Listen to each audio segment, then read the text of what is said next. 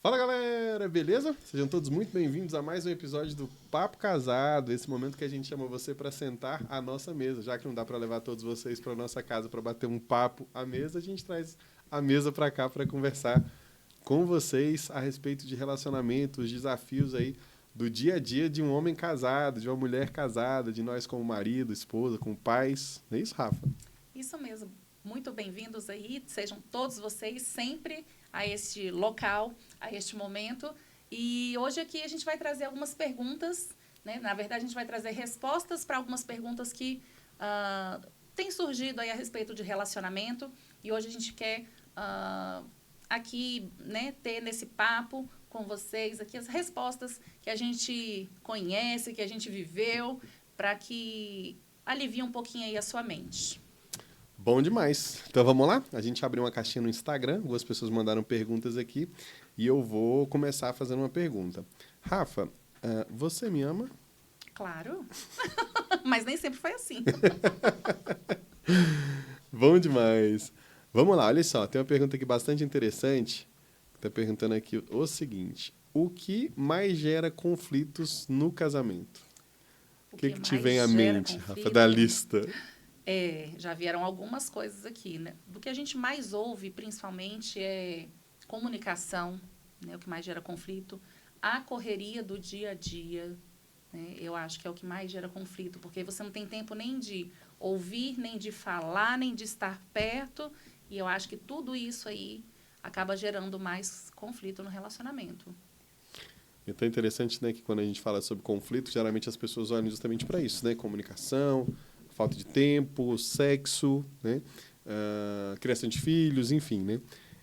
Mas, assim, eu acho que um grande momento de inflexão para a gente lidar com os nossos relacionamentos e ter êxito mesmo na mudança é quando a gente entende que nada disso é o problema, né? Que, na verdade, tudo isso, né, todos esses conflitos, na verdade, eles são as consequências de um problema, né? Ah, se a gente pudesse assim avançar aqui a perspectiva para entender que o que a gente vive hoje de conflito no casamento não tem a ver com o nosso casamento, a coisa muda totalmente de figura. Aí você fala, como assim, né? Os conflitos que eu vivo no casamento não tem a ver com o meu casamento? A grande maioria não. Por quê? Porque geralmente a gente cria situações ou deixa criar situações dentro do nosso casamento em razão de coisas mal resolvidas antes do casamento. E você foi falando aí, me veio em mente aqui o seguinte, né? Nenhum desses problemas, nenhum desses desafios, né? Da correria, do tempo, da comunicação e de várias outras, né, questões que todo mundo traz a respeito do relacionamento, realmente é o problema. O que é o problema, o que que a gente pode colocar como a dor maior, é não saber lidar com essas coisas. É a falta de habilidade. Então, quando você trouxer ou pensar, poxa, o meu problema no relacionamento é esse, pense qual é a habilidade que me falta, o que eu preciso aprender para lidar com isso. Porque, infelizmente, os problemas vão continuar, né? Em qualquer área da nossa vida. A gente vai ter desafios, mas a falta de habilidade para lidar com aquilo é que realmente pesa, independente da situação.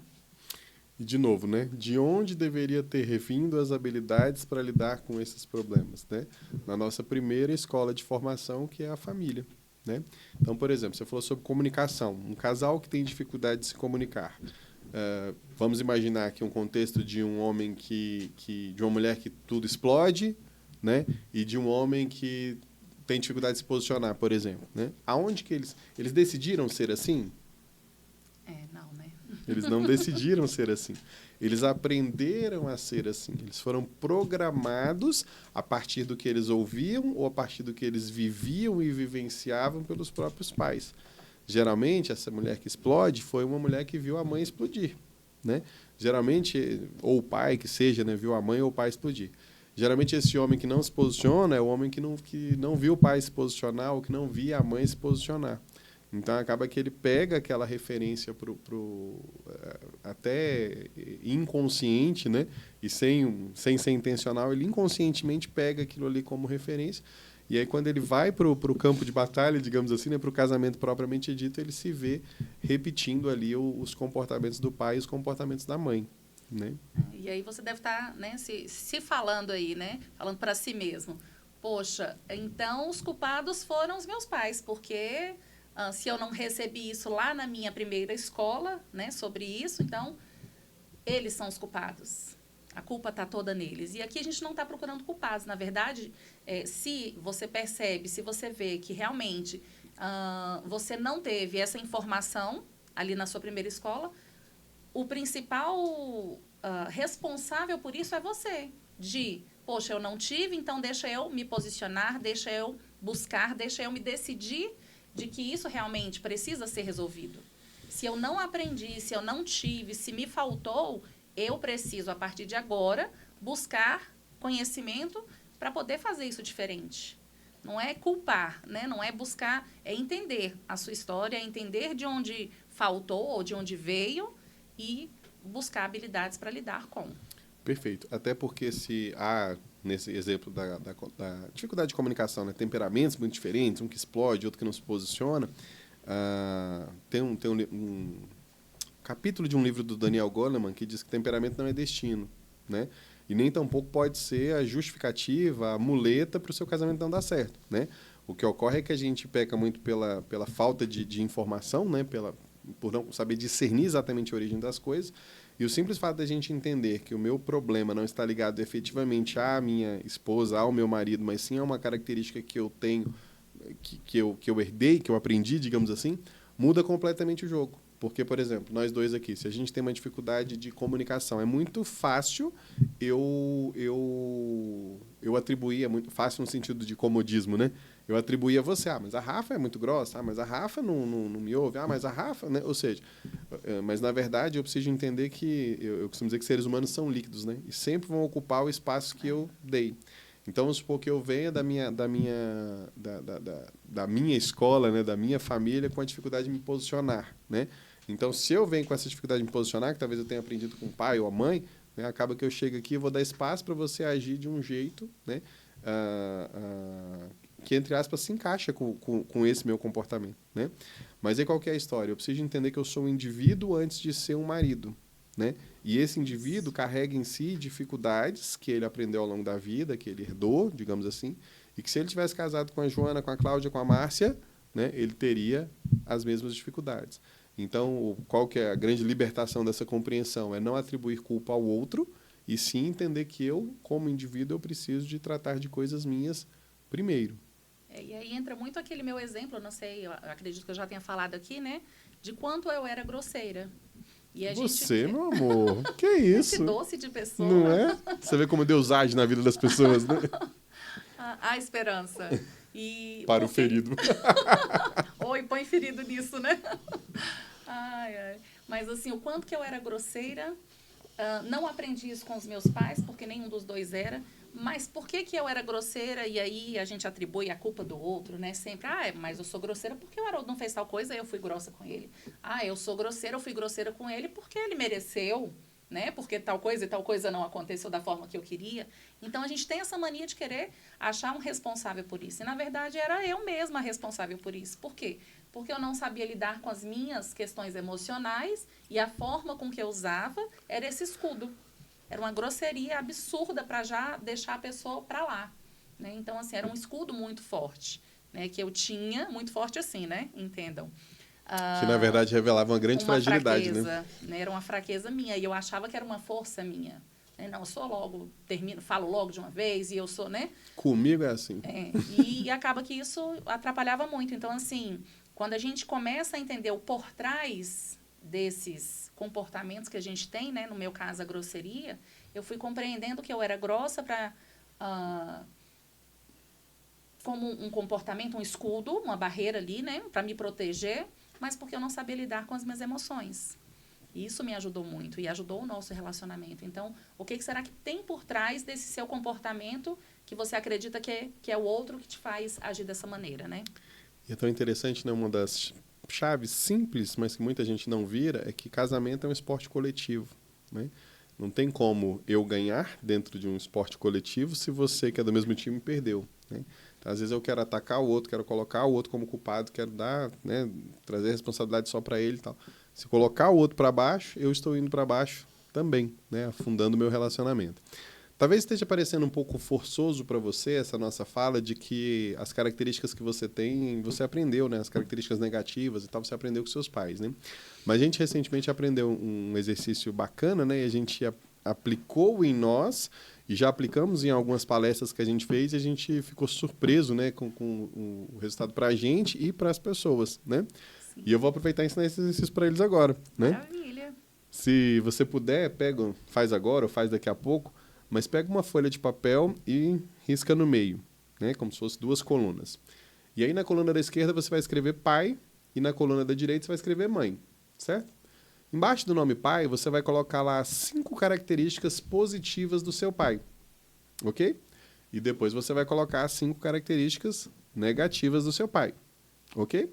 E logo depois você vai colocar na coluna da direita, né, embaixo do nome mãe, você vai colocar 5 características positivas da sua mãe e 5 características negativas da sua mãe, ok? Bom, nesse momento você tem, né, uma folha cortada no meio, pai e mãe, 5 características positivas e negativas de cada um deles, certo? Agora você vai lá embaixo de onde está escrito pai e coloca no trabalho, escreve no trabalho. E embaixo de onde está escrito mãe, você coloca no relacionamento, certo? Aí o ideal seria, né, se você não estiver assistindo ao vivo, você fazer um pause, né, dar um pause e preencher e tal, e depois voltar aqui. Por quê? Depois desse momento que você tem lá pai no trabalho, 5 características positivas, 5 características negativas, e mãe nos relacionamentos, 5 características positivas, 5 características negativas, sabe o que você vai fazer? Você vai riscar pai e vai colocar eu. Vai riscar mãe e vai colocar eu. Agora dá uma lida nessa lista que você mesmo criou, se faz sentido para você ou não, essas características positivas e negativas que seu pai tem no trabalho, se você também não tem parte delas.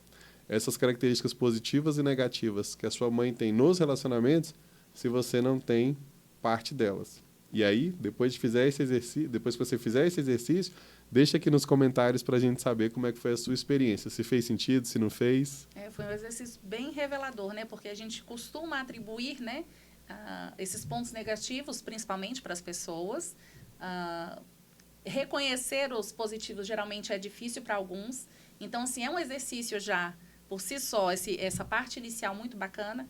Mas o segundo, né, a segunda camada que a gente percebe ali é quando a gente risca essas palavras, né, pai e mãe, e entende algumas características deles nas nossas vidas. O quanto que a gente repete, o quanto que a gente replica e não se dá conta.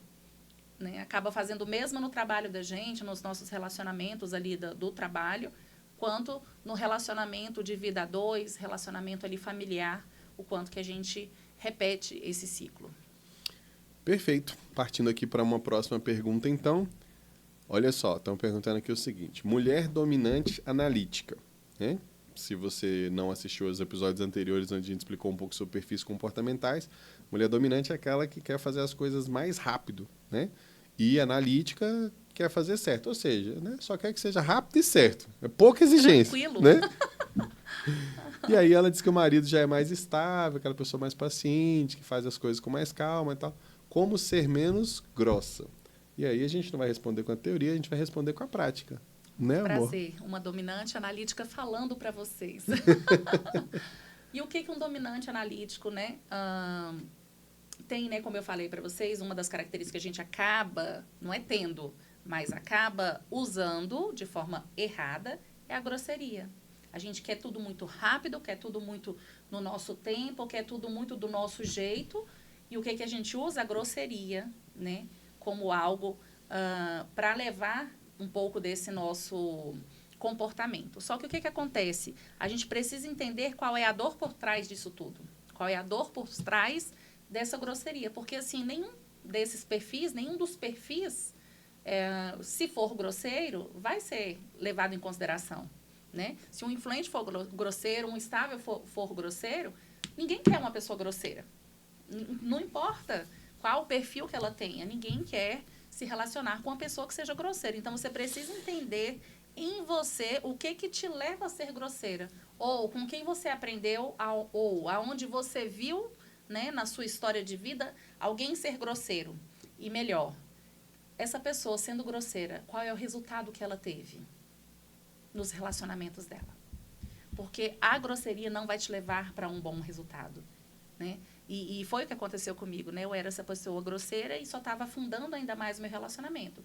E eu precisei rever, me conhecer melhor, me entender melhor, para sarar a grosseria, para eu poder me relacionar em paz. E é um processo, é um trabalho. Da mesma forma que você foi sendo, né, construída aí com essa dor que te fez ser grosseira, você vai se desconstruir, é um passo a passo. Eu fui aos poucos, lidando com essa minha raiva, quando eu achava que eu ia explodir, quando eu achava que eu ia ser grosseira, respirava fundo, segurava, entendia, principalmente pensava, quando eu fui grosseira da última vez, valeu a pena? Qual o resultado que eu colhi disso? Fiz mal para o outro? Fiz mal para mim mesma?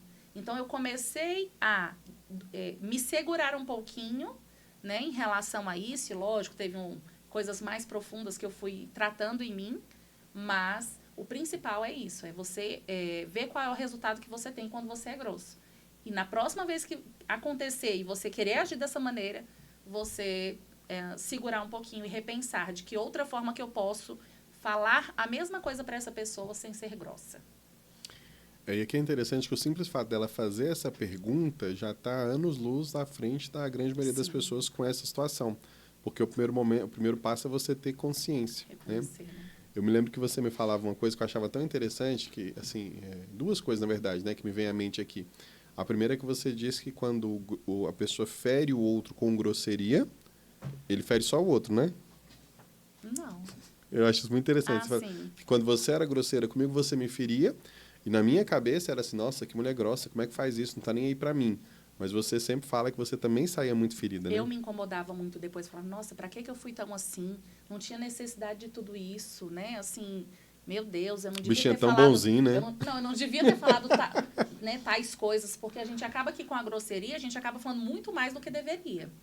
E, infelizmente, você usa outras coisas de outros momentos, de outras dores, e acaba jogando tudo naquele momento ali, naquela fala. Então, você passa muito do limite. Perfeito. Falei que era duas coisas que tinha me vindo à mente, nessa questão de... lembrei que você disse que, poxa, eu também me firo com a minha grosseria, isso eu achei muito interessante. E a partir dessa... Aí acho que fica uma dica bem prática para quem perguntou aqui e para as outras pessoas que acabam tendo esse tipo de comportamento, né? Eu me lembro que, às vezes, a gente estava discutindo, e aí você, percebendo esse movimento da grosseria vindo, do nervosismo, daquele ímpeto, da raiva, né? Eu lembro que você falava assim, Haroldo, vamos parar por aqui. Eu não estou dando mais conta, eu preciso parar. Sim. E aí eu, que não sou bobo nem nada, né? Falava assim, não, vamos parar, porque eu já sei o que vem para aí. Daí. É bem encontrar esse ponto de limite, né? Do seu limite. À medida que eu fui percebendo que eu ia sair do controle, eu encerrava, pedia para encerrar. Vamos encerrar aqui. A gente volta num outro momento dessa conversa para eu não ser grossa. E aí eu acatava esse pedido dela, né? Falava assim, não, falei até brincando que nem eu que não sou bobo nem nada, eu encerrava a conversa. Aí você fala, nossa, você tinha medo dela? Não, é porque assim, quando chega no momento da grosseria, ninguém ganha mais. Já é aquela coisa que... compreensão, né? Exatamente, que não tem mais nenhum tipo de ganho. Então, quando você trazia ele, eu achava muito bacana, eu me sentia muito, muito respeitado. E sabe? Eu também me sentia respeitada, porque eu estava respeitando o meu limite. Sim. Né? Não só o seu, mas o meu também. E aí, talvez, para a pessoa que perguntou aqui, seja um acordo que você pode fazer com o seu marido, porque ninguém gosta de ser desrespeitado. Né? Imagina uma esposa que chega e fala assim, amor, eu vejo que às vezes eu sou grosseira, não queria ser assim, mas vamos combinar o seguinte, quando a gente vai conversando, eu ver que eu tô ficando assim, eu preciso de encerrar a conversa, vamos combinar aqui um sinal, uma conversa, um código, alguma coisa. Por quê? Para também outra pessoa, se a pessoa quer encerrar a conversa sem estar combinado, acordado antes, dá a impressão que está fugindo da discussão. Né? Mais difícil. Do tipo assim, então você falou, agora você quer parar? Não, mas quando você entende o movimento do outro, é ali pela saúde da conversa, né? Até porque, assim, conflito é necessário para um casamento estar certo, mas a briga não. Né? A briga sempre faz mal, o conflito sempre faz bem. Como assim? Qual a diferença? Porque o conflito, enquanto está ligado ali aos fatos, né? Eu penso A e você pensa B, a gente entra em conflito em relação àquilo ali. Agora, a briga é quando a gente abandona os fatos e vai para emoção. E né? foi tão bacana ver esse movimento, não só para ele, claro, principalmente para ele, né? Porque ouvir uma mulher grosseira é horrível. Ter uma pessoa grosseira, independente de ser o homem ou a mulher. Mas, assim, foi interessante ver esse movimento acontecendo para mim mesma, de falar, caramba, é possível. Olha só, consegui dessa vez me segurar, não extrapolei, não fui grossa e consigo em outro momento que eu estiver mais tranquila e ele também, a gente retomar esse assunto e falar com tranquilidade, com paz. E ali também encontrar o limite. Olha, hoje a gente voltou na conversa aqui, mas vamos parar? Daqui a pouco, depois a gente retoma? Gente, isso é sensacional. Você sente assim, é um poder, é um domínio próprio que você vai vendo em você que é possível acontecer. E foi isso que eu fui trabalhando em mim.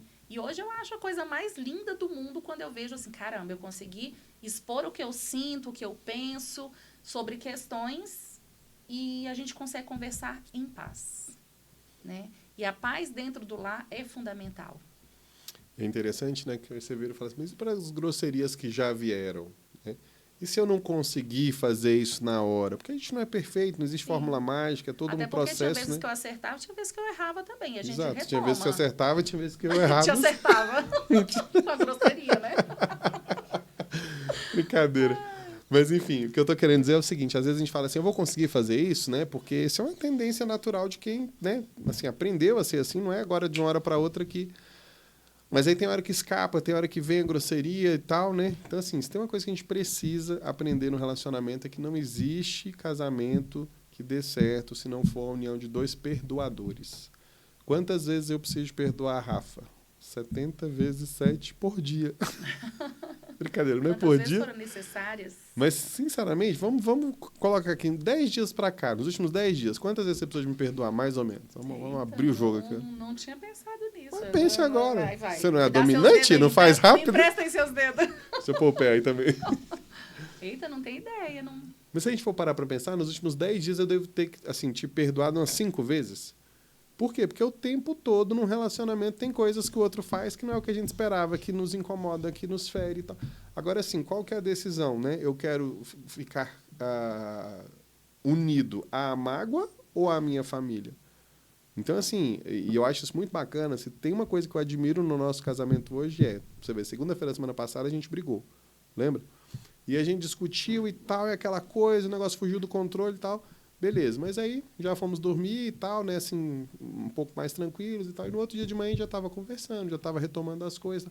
Então, assim, irai-vos, mas não pequeis, né? Ou seja, você vai ter problemas de, né? Aí eu vou falar aqui do lado mais estável, né? O estável, quando tem uma briga, ele fala assim, ó, tudo acabou, agora é o fim, né? Porque quando a pessoa é menos grossa, ela tende a ser o quê? Mais sensível. E não quer dizer que ser sensível é bonzinho, né? Porque o sensível ele é fatalista, né? Nossa, como é que fez isso comigo? Meu Deus, né? Só não vou encostar ali na coisa e descer assim, porque... Mas, enfim, então estável tem um pouco disso, né? Então, quantas vezes a Rafa era grosseira comigo, se feria por dentro, e na minha cabeça, meu Deus, tinha acabado tudo, né? Então, hoje ela tem essa consciência de não ser grossa, de procurar ao máximo conseguir lidar com isso. Quando acontece algo, eu tenho essa tendência ainda, né? De olhar, meu Deus do céu, olha só...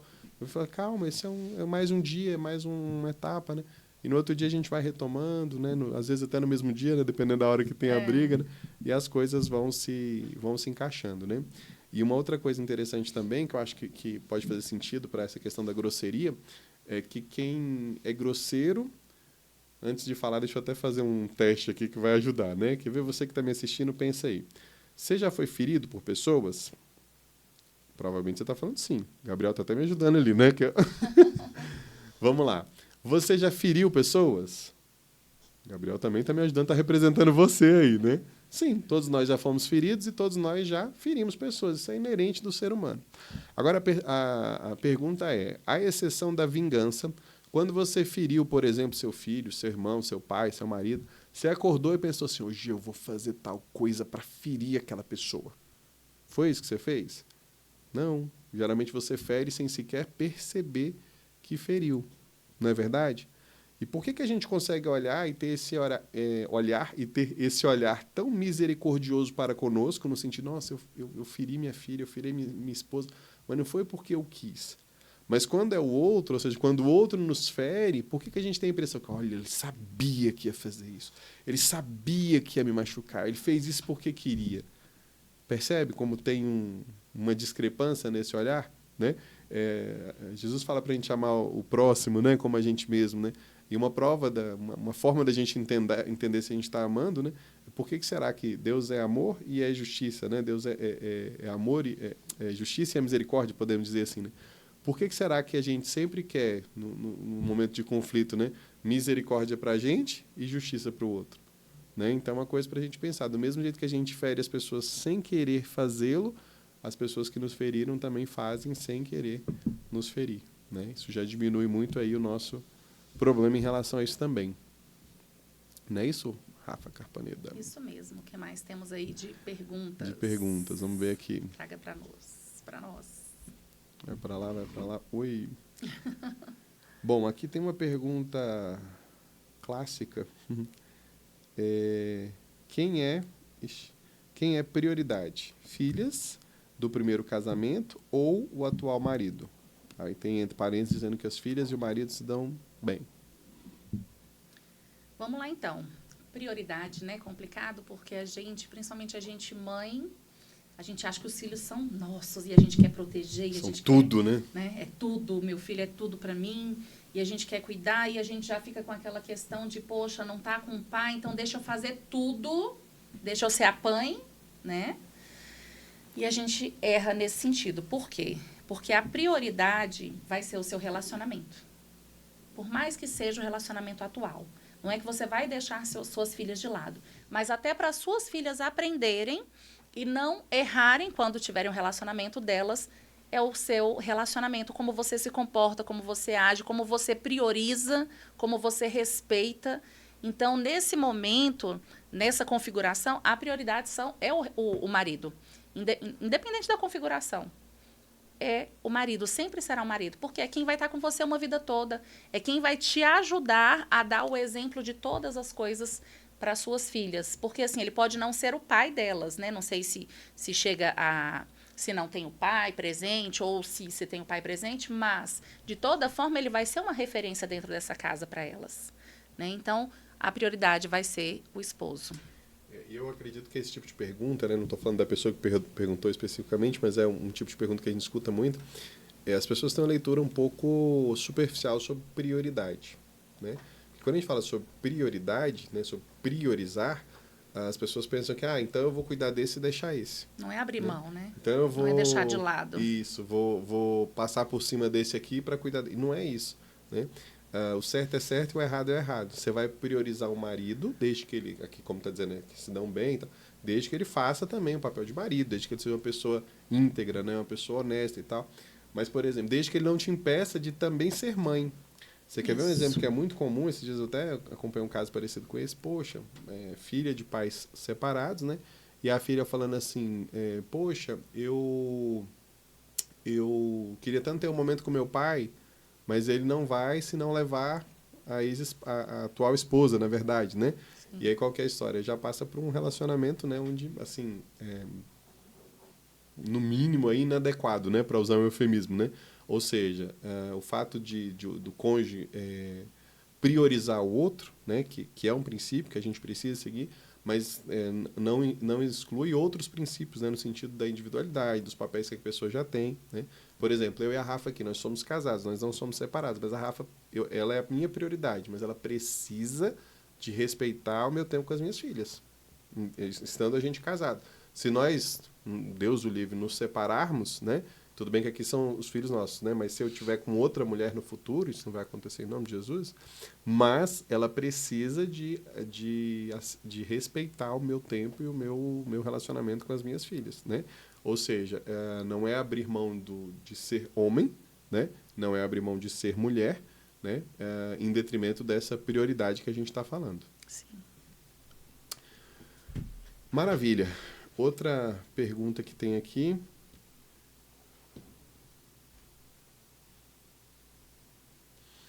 Como fazer para atender a linguagem do amor do outro, sem criar expectativa que o outro também se esforce para atender a sua linguagem? Deu para entender? Não. Como fazer para atender a linguagem do amor do outro, né? Sem criar... Vamos lá, eu quero atender sua linguagem de amor, mas sem criar uma expectativa que você também atenda a minha linguagem. Sim. É porque a gente precisa fazer para o outro sem esperar nada em troca. Porque um dos problemas que a gente gera no relacionamento é ficar esperando que o outro trate a gente como a gente quer, como a gente tratou. E não vai ser assim, são pessoas diferentes, somos seres humanos diferentes uns dos outros. Então, não adianta você querer entregar algo aguardando a resposta. Entregue de coração. O que você fizer pelo outro, independente da linguagem dele, entregue de todo o seu coração, sem esperar nada em troca, sem esperar retorno. É como a gente cria os filhos. A gente cria os filhos não é para esperar um retorno. É para criar bem os nossos filhos. É para fazer direito o nosso papel de mãe, de pai. Se os nossos filhos nos derem retorno, né, de algo excelente na sua conduta de vida, ótimo. Né? Aí sim você vai falar, poxa, cumpri o bom papel. Se o seu filho não te der um bom retorno lá no futuro, é porque, infelizmente, você não fez um bom papel. Como pai, como mãe, é importante você rever. No relacionamento, da mesma forma. Eu acredito que com a linguagem de valorização, na verdade, ela vem para te ajudar. É um plus.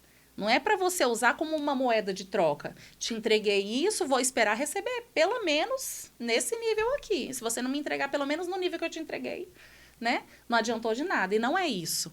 A linguagem de valorização, ela serve aqui para te ajudar a entregar o amor de uma forma melhor. E pode ter certeza que quando você entrega algo dentro da linguagem de valorização de amor, né? Quando você entrega algo para o outro que você entrega sem esperar em troca, pode ter certeza que o retorno vem.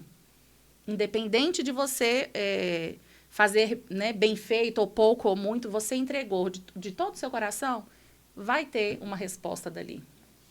Você começa a sua fala falando que é fazer sem esperar nada em troca, Sim. né? E a depender do nível de chateação, de ferida que a pessoa está, ela fala, isso é discurso para inglês ver e tal, né? Até parece, como assim?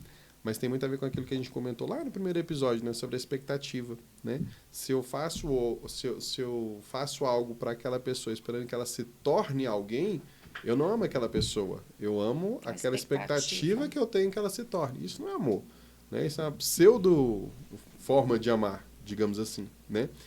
E é tão interessante, né, que o Gary Chapman, que é o autor do livro das 5 Linguagens do Amor, ele traz uma metáfora interessante que ele diz que é como se cada um de nós tivesse um tanque de amor, né? Então, assim, tem um tanque de amor, você tem outro, e à medida que eu entendo qual é o combustível que você precisa para ser amada, eu vou enchendo o seu tanque, né? E aí, só fazer uma parêntese, né? Acredito que boa parte das pessoas que estão ouvindo entendem sobre linguagem de amor, né? Mas, assim, só fazer um parênteses rápido aqui, caso quem esteja nos ouvindo não entenda, né? O Gary Chapman diz que tem 5 linguagens de amor, né? Toque físico, tempo de qualidade, atos de serviço, palavras de afirmação e dar e receber presentes, né? E isso é tão interessante que eu e a Rafa, quando nós nos casamos, eu me lembro que eu chegava para ela e falava assim, a minha linguagem de amor é palavras de afirmação, a primeira, né? Quando alguém chega, olha no meu olho, fala o que está sentindo, nossa, eu me sinto assim, extremamente amado. E por me sentir extremamente amado assim, como que eu queria amar a Rafa, do mesmo jeito. E eu chegava para ele, eu olhava e falava assim, amor, você é tão importante para mim, eu te amo tanto, você é tão especial, né? E tava amando, né? O cara ali, né? Achando que tava com a missão cumprida. E aí chegava de noite, né? Na hora boa do negócio, né? Chegava perto dela e ela afastava, né? Aí eu chegava de novo, ela afastava, né? Eu falei, o que foi, amor? Aí ela falou, mas você não me ama. Eu falava assim, como assim não te amo? Eu passei o dia falando que você é especial para mim, falando o quanto eu te amo. Como assim não te amo? Aí ela virava e falava assim, mas você nem passa a mão no meu cabelo. Nossa, a hora que ela falava isso, eu sentia um desrespeito absurdo. Porque qual que é a história? Eu amava falando sobre o meu amor, né? Palavras de afirmação. Como é que ela queria ser amada? Com um toque físico. Ela queria que eu pegasse no cabelo dela. E eu achava isso uma besteira. Eu não entendia o quanto isso era importante para ela. Eu não fui acostumado com toque físico. Eu fui aprender a abraçar com a Rafa, né? Meu pai é aquele que dá um abraço UFC. Já abraço dando 3 tapinhas para soltar, sabe? Então, para mim, eu nunca tive toque físico assim, né? Como uma coisa importante, né? E aí a Rafa esperava de mim isso. Como eu achava isso não dava importância, eu ainda achava ruim. Eu virava e falava assim, nossa, mas você é muito ingrata, passei o dia te falando que te amava e agora você vem passar a mão no meu cabelo. Que besteira. E aí eu me afastava. E isso é tão interessante que muitos casais chegam aqui e falam, nossa, eu não entendo por que o outro está carente. Mas por quê? Porque você não atende o outro na forma com que ele se sente amado. E aí o tanque, né, esse combustível vai baixando, baixando, baixando, e o combustível dessa pessoa vai ficando na reserva. Aí essa pessoa vai querendo buscar encher esse combustível em outro lugar. Vixe. E aí é o problema maior. Então, você precisa perceber e entender que a linguagem de valorização vem justamente para você, poxa, estou percebendo que o outro está ficando meio assim, peraí, eu sei muito bem como ele funciona, então deixa eu atender na linguagem de valorização e encher esse tanque e deixar ele no topo, para não ter perigo. E é tão interessante que aí a gente se desconectava, né? Porque eu falava que amava, ela dizia que não fazia sentido, aí ela, por que você não pega no meu cabelo? Eu ficava com raiva e me afastava. Aí 2, 3 dias depois ela ficava com saudade. Aí vinha atrás de mim. Aí eu tô lá deitado, né? Me fazendo de difícil. O que ela vinha fazer? O barulho é esse, é o barulho que eu sinto quando alguém pega no meu cabelo. Eu odeio que pega no meu cabelo. No pouco que restou, inclusive, né? E aí ela vinha, né? E eu afastava e ela vinha de novo. Ou seja, ela tentando me amar do jeito que ela se sentia amada. E aí não funcionava, me incomodava, eu achava ruim pegar no meu cabelo, né? E aí quando a gente entendeu isso, né? As regras do jogo da Rafa, as regras do jogo do Haroldo, aí mudou completamente. Aí pensa no cara que ficou especialista num cafuné, não é? E aí eu brinco, né? Como Deus é perfeito, né? Porque sem saber disso tudo, a gente já teve 3 filhas, né? Se a gente soubesse, a gente já teve 6, né? Isso é tão bacana, né? O quê? Ter 6 filhas? Não. Interrompe aí, Gabriel, que eu tenho um negócio pra fazer. Isso é tão bacana quando você começa a entender o outro, que você não perde seu tempo. E aí tem muita gente que fala assim, poxa, eu fico fazendo tanta coisa, eu compro presente caro, eu faço não sei o quê, e o outro não se sente satisfeito, mas porque você está fazendo da forma errada. Não adianta o Haroldo vir com a joia pra mim. E lógico, a gente gosta, a mulher gosta disso. Tá ouvindo? Não, mas não já adianta, vou economizar agora. Sabe, vir com uma joia assim, tal, aquela coisa. Poxa, se pra mim ficar perto de mim um tempo de qualidade e toque físico, nossa, é o melhor presente que eu posso ganhar. Então, Isso. assim, poxa, me abraçar, tá perto de mim, tirar Você um quer sentar tempinho atrás pra de olhar. cá, Eu amor? acho que eu vou pra aí, peraí. Pra mim faz toda a diferença. Lógico, para outras mulheres, às vezes é o presente, é a joia. Até porque presentes também não tem a ver só com presentes caros. Tem a ver com consideração. Ser lembrado, né? Então, às vezes, a mulher usa isso daí para, né, usa esse argumento aí para poder ganhar coisas, né? Uhum. E não é por aí. Então, assim, saber a sua linguagem de valorização te ajuda nesse sentido, né?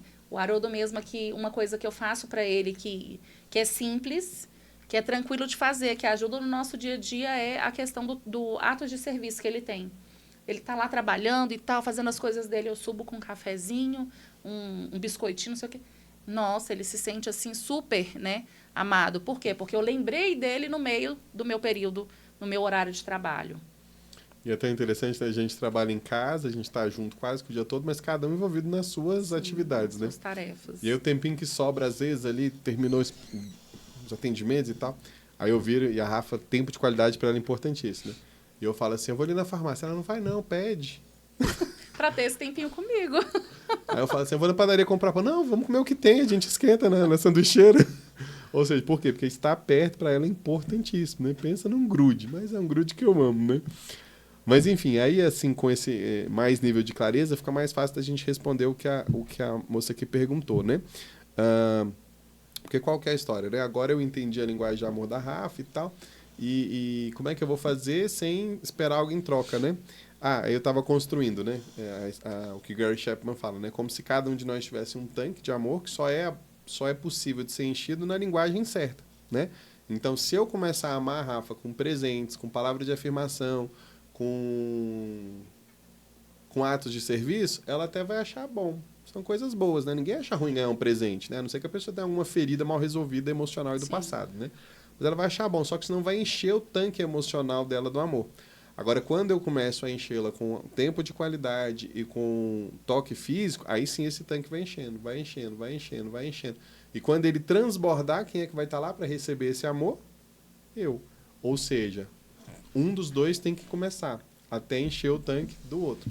Aí você vira e fala assim, mas quem vai começar? Agora eu que vou ter que começar, por que ele não começa? Quem tem que começar é o homem ou a mulher? Quem? Quem tem que começar é aquele que tem essa informação. E não esperar que o outro haja baseado em algo que ele nem conhece. Então, ter essa informação e não usar, era melhor nem ter essa informação. Vamos lá, só para eu complementar ainda mais, né? Falou sobre o relacionamento aqui, né? A linguagem de valorização, mas o quanto é importante a gente conhecer das pessoas que a gente ama, principalmente os nossos filhos, porque a gente ouve muitas mães, os pais falando, né?